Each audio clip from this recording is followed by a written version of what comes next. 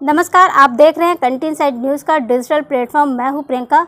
सियासी घमासान के बाद आखिरकार बिहार की सीटों को लेकर सहमति बन गई है कांग्रेस और आरजेडी के बीच में। आरजेडी ने कांग्रेस को 9 सीटों का ऑफर दिया है, जिसमें कटिहार, किशनगंज, भागलपुर, समस्तीपुर, मुजफ्फरपुर, बेतिया, पटना साहिब और सासाराम सीट भी उन्होंने आरजेडी ने कांग्रेस को ऑफर की है। साथ ही शिवहर और महाराजगंज सीट में से कोई एक सीट ही कांग्रेस को दी जाएगी। वहीं आपको ये भी बता दें कि पूर्णिया सीट को लेकर अभी भी सस्पेंस बना हुआ है। पूर्णिया सीट को लेकर पप्पू यादव ने कुछ दिन पहले ही ये ऐलान कर दिया था। जब वो कांग्रेस में अपनी पार्टी का विलय करने गए थे, तब उन्होंने कहा था कि वो पूर्णिया की सीट पर ही चुनाव लड़ेंगे।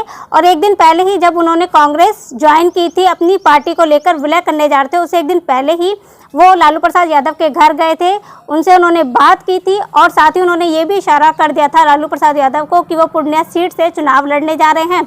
लेकिन एक दिन बाद ही लालू प्रसाद यादव की पार्टी यानी कि आरजेडी ने पूर्णिया सीट से बीमा भारती को उतारकर इस सीट पर और भी खेला कर दिया है पप्पू यादव के साथ।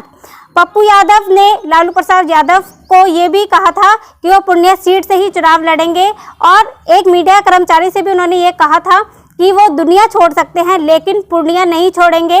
और साथ ही पप्पू यादव की तरफ से ये भी कहा गया है कि लालू यादव ने गठबंधन धर्म सही से नहीं निभाया है।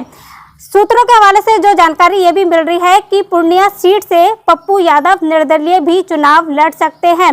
अब देखना ये होगा कि पप्पू यादव क्या वाकई में पूर्णिया सीट से निर्दलीय चुनाव लड़ते हैं या फिर आरजेडी या फिर कांग्रेस की तरफ से कोई और सीट अगर पप्पू यादव को दी जाती है तो क्या वो उस सीट पर चुनाव लड़ते हैं या नहीं, ये अपने आप में फिलहाल देखने वाली बात होगी।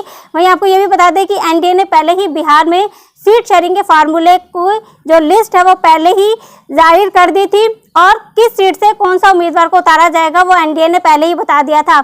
2024 के चुनावों में कुछ ही समय बाकी रह गया है, उससे पहले ही जिस तरह से गठबंधन की जो सीटें हैं, जो गठबंधन की पार्टियां हैं जिन्होंने कहा था कि वो मोदी के रथ को रोकेंगे, क्या जिस तरह से इन पार्टियों के बीच में जिस तरह की जंग छिड़ी हुई है सीट शेयरिंग के फार्मूले को लेकर, क्या वो मोदी के रथ को रोक पाएंगे या नहीं। वही आपको ये भी बता दें कि 3 अप्रैल को बीमा भारती 3 अप्रैल को पूर्णिया सीट से नॉमिनेशन भी करने वाली है। उन्होंने ये भी कहा है कि 40 की 40 सीट बिहार की इस बार महागठबंधन जीत कर लाएगी। तो एक तरफ जहां पूर्णिया सीट को लेकर अभी भी कांग्रेस और आरजेडी में घमासान मचा हुआ है, अब ये देखना होगा कि इस पूर्णिया सीट पर आखिरकार कौन उम्मीदवार के तौर पर उतारा जाता है। तो इसी तरह की तमाम खबरों को देखने और जानने के लिए आप जुड़े रहिए कंट्री इनसाइड न्यूज़ के साथ। नमस्कार।